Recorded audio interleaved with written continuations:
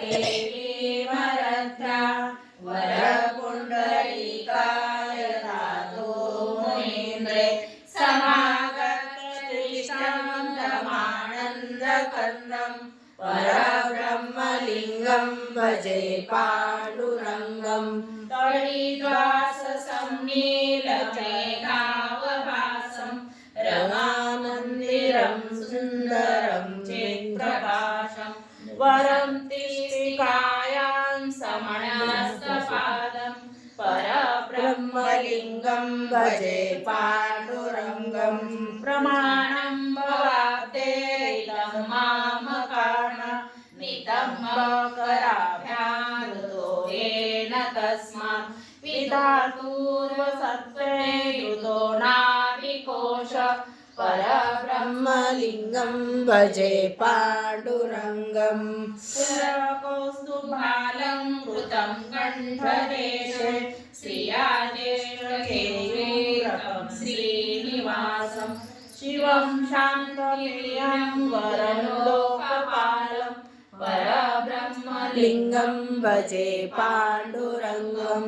शरच्चन्द्रबिम्बाननं चारुहासं लसत्कुण्डलाभ्रान्तगण्डस्थलागं जपारागबिम्बाबलं गञ्जनेत्रं परब्रह्मलिङ्गं भजे पाण्डुरङ्गं किरीटोज्ज्वलत्सर्वदिक्प्रान्तभागं सुरेरचितं दिव्यरत्नैरनदि